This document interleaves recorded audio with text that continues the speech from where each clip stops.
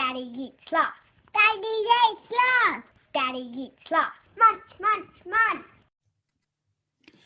Hello and welcome to Daddy Eats Last, where we discuss the challenge of being a man in modern society and whatever the hell that even means. I'm Kane, and because Matty's fucked off to Hamilton Island, it's just Ryan and I. How you going, Ryan? Yeah, good, mate. Yourself? Yeah, good. Of course, I dropped an F-bomb in there because, we're going to talk about swearing a bit later on. I wouldn't usually just lead in with Matty's fucked off. So we'll get to swearing later on. But how the fuck are you?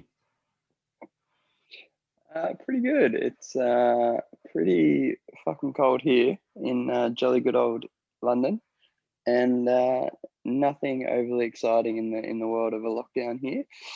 But went running through a forest yesterday, so that was good, and had had a very nice long bath actually, which is something that I never do, and it just relaxed the shit out of me. So I'm pretty good for a Sunday. Yeah, not literally, which is good. Just figuratively, it relaxes shit out exactly. Figuratively. Oh, we had a good week. Indeed. We've got a little bit more freedom again now here in Victoria. We're 23 days in a row, I think, of 0 cases. So we're only 5 away from the technical definition of elimination. So hopefully it continues on and we don't bugger up again. And we might be on the road to whatever COVID normal looks like for a while. Australia might have the thing knocked off by the end of the year, actually, which would be pretty fantastic. Yeah, there'd be no reason we shouldn't, because there's obviously the only cases which will probably leach into the community now via hotel quarantine. And you'd think after Victoria stuffed it up and then South Australia stuffed it up that no one's going to stuff it up again. Well, 3 times the charm. There might be another state that stuffs it up, but hopefully not. Yeah, hopefully it's Tasmania because they can't swim. So. Oh, honestly, the SA would have been heaps worse if it wasn't for, or much worse to use more proper English, or fuckloads worse to use some swearing, if they didn't have a doctor who picked it up earlier. Because if a doctor hadn't have actually put the 80-year-old through a test for COVID, they would probably have a Melbourne-like cluster, Victoria-like cluster. Yeah, thankfully they picked that up nice and early. And no, I mean, it's generally within striking distance for Australia, which is good. And there's some news about a vaccine, which we desperately need over here in the world of Europe, where I think we're still well and truly somewhere between 10,000 and 20,000 cases a day. But positive news. Trump's no longer president. Things are getting better in the world. I'm a bit happier with all of that. Well, I believe Trump's not president when he's not president anymore, because he's full of dirty tricks. So let's just They'll have to take him out of the White House kicking and screaming, but just hopefully we get a vaccine, finish this god awful year, and get into a better one next year. Here. Well, we've been peppering Daddy Eats Last so far with F-bombs, because we were going to talk about swearing this evening, and just swearing in general, how often you swear, how frequently, swearing at work or at the workplace, swearing around kids. So what about you, mate? Do you swear much? It's a good question. I don't think I swear a lot. I put it this way: I certainly know a lot more people that swear more than me. However, having moved over to Britain, I probably swear more than the average polite English person. That being said, when I go up north, it can be a bit different. They're a little bit rougher up there, which is probably my kind of people anyway. But yeah, I do swear, not a great deal, but interestingly, like I'm to an extent reasonably comfortable swearing in a workplace. That's massively asterisked with not at anyone, and really to emphasize things. So never really the F word, but like I can tell you this week, I said, basically digital has just made such a shit show of this whole situation, which is why we need to do this, and this, and did emphasize the shit show when I was on a call to 12 people to basically be like, this is a big problem. We need to fix it.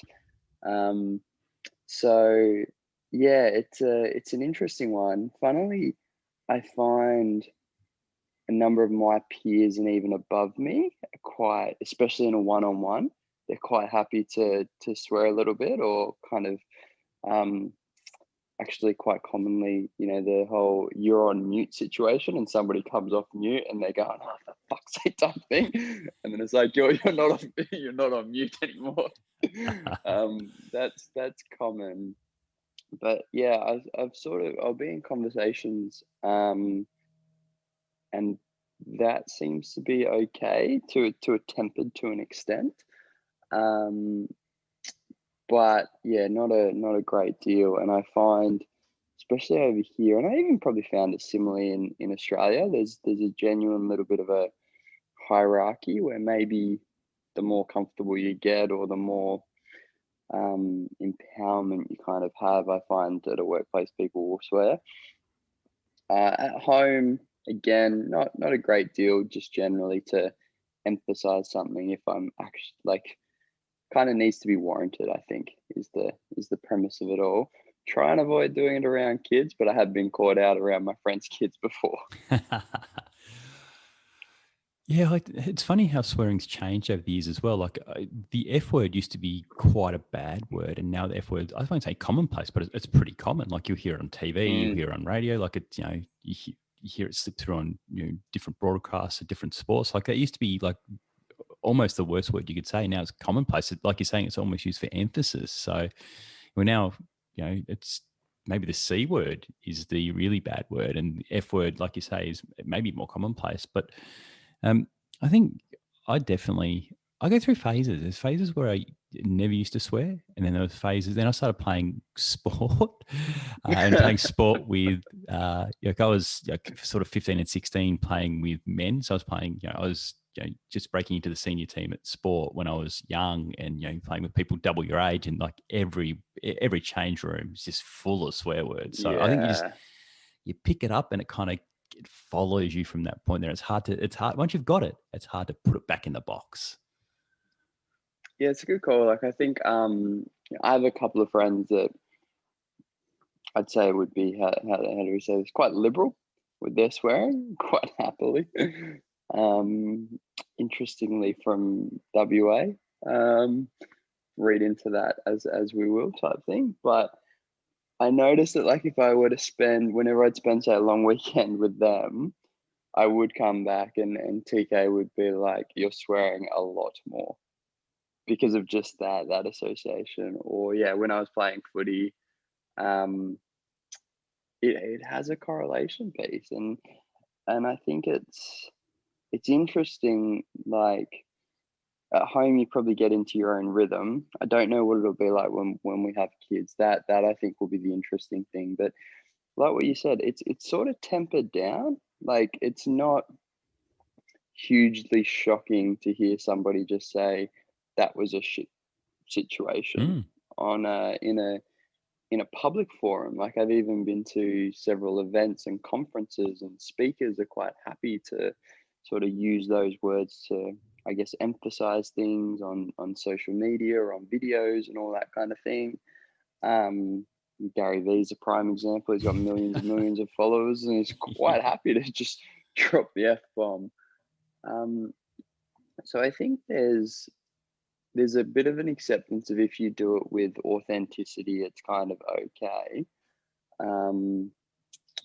So I think it has laxed a little bit, but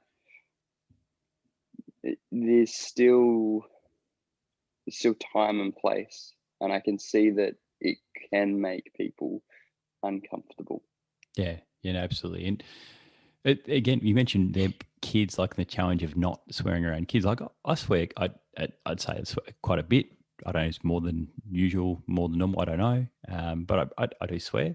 But then I have to temper it when the little fellas are around. I have only ever once, not really once that I can recall, dropped the F-bomb in front of me. It's when I was almost run off the road on the freeway, when I was merging into the freeway, and I was merging on, and there's a car in the lane kind of just behind me who sped up and almost ran me off the road. And I said, what did I say? I said, what the fuck? Like, are you for like it was my natural reaction, because like we were almost like not almost died, but like if I wasn't alert, like I don't know what would have happened. Mm-hmm. So it was my natural reaction. And then a couple of days later, little fella's on the fence, and he's like, what the fuck? I was like, I don't know what you're talking about. And like I talked him out of saying the F bomb. It was just I've said it once, and it's like the parroting. So he picked it up, but And it's yeah, stuck. it stuck. So a couple of days he just dusted it out. A no. couple of days later, I was like, and it was just in the front yard. It wasn't in front of anyone or anything like that. So now, like, because people like for whatever reason, people just are very aggressive driving, and every now and again, someone will do something a bit stupid. And I've adapted swearing to now I say, oh, that person's a muppet. So sometimes, like now, if I get exasperated when I'm driving, when someone does something really stupid, I'll be like, oh, and the little fella in the back will go, that person is a muppet, aren't they, Daddy? I'm like, yes, they're a muppet. I think muppets acceptable. much more reasonable. I think be fascinating to just put a bunch of little cameras in cars and just I think you'd see how prevalent swearing is with driving It's hard. in a city. It's really hard because, like, you probably every time you go out to drive, every second time you get to drive, someone does something like stupid enough that you think, what are you doing? Like, what are you doing? And your natural reaction is like, especially if you're in danger, my natural word is like kind of fucking hell, what's going on here? So I do have a story of one of my friends though, who he was taking his kids. So they've got 3 girls, and him and his wife were taking the 3 girls to get some bunks. So looking for beds. And I don't know. I wouldn't have thought this mate swears that much, or his wife may not swear that much. And they're looking for bunks, and they're going through Captain Snooze or some shop, and they're walking around, and then at the top of the voice, one of the little girls goes, "There's the fucking bunks, Dad. There's the fucking bunks." That's the best. So obviously one of them at some point said, "Oh fuck, where the fuck are these bunks?" And the kids just like top of their voice, "Oh, there's the fucking bunks." They're just like, oh. What did he do? You can't do You anything. just had to lean into it. Yeah, you do. Yeah. And then afterwards, you kind of, again, with like I did with the little fella, you kind of just, okay, you can't really, maybe don't say that them word. out of it. Yeah. I thought so. Last night we were watching The Crown, and I thought this was just hilarious, right? And I agree. The probably the C word, and I am about to use it, so asterisk that in, but it's probably the worst kind of word, and I think that's where like shit and fucking that within context and the tone and the way that you deliver it, you can kind of find that it's reasonably common practice to do that. It really shocked me actually one time, taking a step back. I was catching up with a mentor of mine who's a CEO of a very large company, and just in our coffee catch up, and he just drops the F bomb like twice. And I was like, but again, it was within the context and the way that it was delivered. It was completely fine. It was kind of, but I was just like, suddenly my shoulder, like everything just dropped, and I just went, almost like using that language authenticizes, personalizes, makes people a bit more real, a bit less stuffy, a bit less, proper BS type situation. And that's where I went, hang on, maybe this does have a little bit of a place. Not that you want to encourage it too much, but from an emphasis point of view and just a real person point of view. Yeah, it's using it at the right time and with, like you say, in the right context, and not just sort of gratuitously just throwing it in there. It makes a difference, I think. So I used to have a managing partner I used to work with, and every second word was F and every fifth word was C. It's like, wow, it's like full on. Like it's you're too far then. Yeah, far too far. And interestingly, and I would always feel a little bit uncomfortable when, rightly or wrongly, when a female would start swearing, right, in a context or a work or whatever. And I've kind of worked on that and gotten really comfortable with it. And I think that it's sort of good that that men, I feel, have tempered down, and it has become a bit more normalized and appropriate. And because it's more normalized and appropriate, it's kind of that thing of, when you're 15 and get told, oh no, you can't have a drink, you're like, oh, well, it's not really that exciting anymore, and I'm not going to play it up or any of that. So I found that interesting. But we were watching The Crown last night, and this was hilarious. So there was this scene where Prince Philip comes in and basically like passively aggressive backhands his brother or something for whinging about being an entitled twat. And he pretty much schools him. And then one of the other brothers goes, well, that was incredibly cuntish now, wasn't it? Like, so proper formalized. And I had to hit the pause button, and I just turned around and TM was like, did he just say cunt? And her response was, yes, but very Britishly. Yeah. And I was just politely. Yeah, politely. And I was just like, oh, wow. Not used to it, because you do the whole Australian thing where you realize where literally they wouldn't wait till they walk out of the room and say, oh well, that was incredibly, Yeah. it'd just be like, stop being a cunt. So Yeah. I was kind of like, there's a true difference of delivery here of these kind of words. The irony is the C word and the F word, both descriptive things of a word, like just a slang word for some things which are awesome. Like they're awesome things. Yeah. Like shit. I go, oh, you fucking shit. That's Bo, whatever. But fucking cunt. I'm like, oh, that's top. Hey, that's good stuff. Yeah, it's almost a bit. I kind of feel like,